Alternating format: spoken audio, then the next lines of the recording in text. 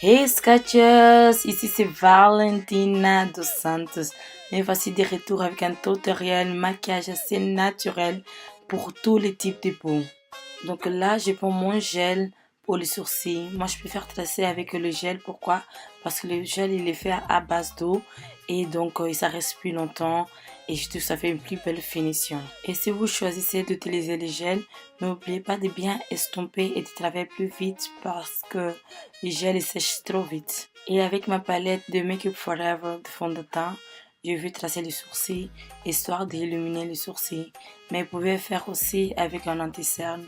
Et l'anti-cerne doit être deux teints plus clairs par rapport à vos teints vous. Et en même temps, je vais estomper tout l'œil histoire de l'utiliser comme une base de fait à paupières.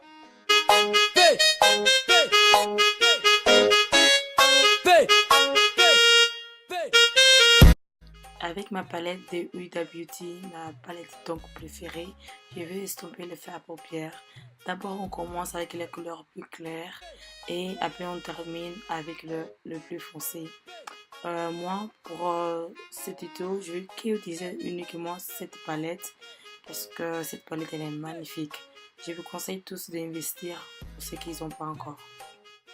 Si vous voulez que vos fards à paupières, votre maquillage soit bien réussi, alors le secret seulement c'est de bien estomper. Si vous estompez bien, je suis sûre à 100% que votre maquillage sera bien réussi. Nous ne estompons jamais assez.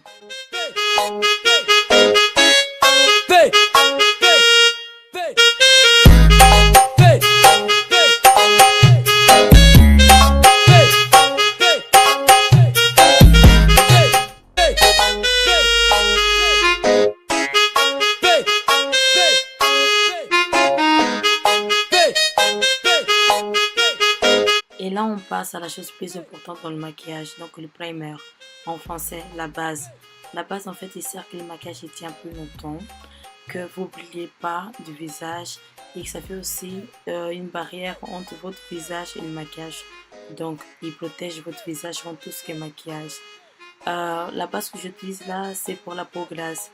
Donc, prenez une base par rapport à quel type de peau que vous avez.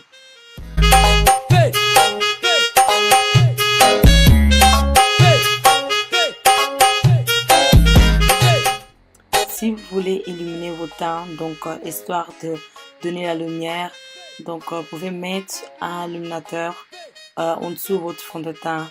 Ça va illuminer vos teints vraiment et ça fait histoire d'une bonne mine. Comment choisir un fond de teint? En fait, le fond de teint doit être la même couleur que votre cou. Si le fond de teint est la même couleur que votre cou, donc ça va faire un effet hyper naturel. Si vous êtes clair et que vous voulez être un peu plus bronzé, je vous conseille plus de prendre une poudre bronzante pour bronzer à la place de prendre un fond de teint hyper foncé parce que ça ne fait pas l'effet naturel.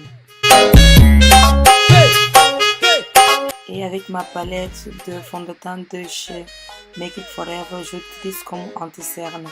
L'anti-cerne, ça peut être deux teints plus clairs par rapport à votre fond de teint ou même un teint. Ça dépend comment vous voulez que votre contouring soit fait. Et si vous voulez voir une vidéo où j'explique comment on fait le contouring, n'hésitez pas à regarder ma vidéo contouring. Et avec un beauty blender, on va tapoter. Donc je l'ai mouillé et désolé, j'avais oublié d'essuyer mes mains. Donc je suis vraiment désolée. Mais on tapote assez bien, histoire de que tout soit plat. Et là, on va utiliser la fameuse poudre de banana. Ça sert en fait pour illuminer les teints et en même temps matifier tout ce qui est anti-cerne. Et avec la palette de contouring de chez NYX, je veux affiner en fait le visage. Donc, continuer à faire mon contouring. Comment choisir la couleur idéale pour rétrécir le visage? En fait, ça doit être deux teints plus foncés par rapport à votre fond de teint. Et on va fixer le maquillage. Comme ça, le maquillage reste plus longtemps et il ne bouge pas. Celui que j'utilise, c'est pour la peau grasse.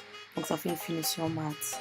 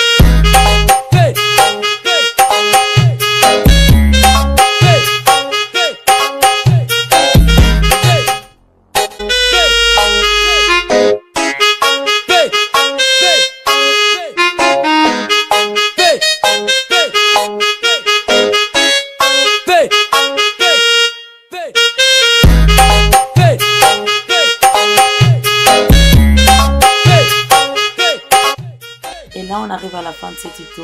J'espère que vous avez aimé. N'hésitez pas à vous abonner sur ma chaîne et de partager avec les amis. Et je vous dis franchement merci pour tout, de regarder jusqu'à la fin.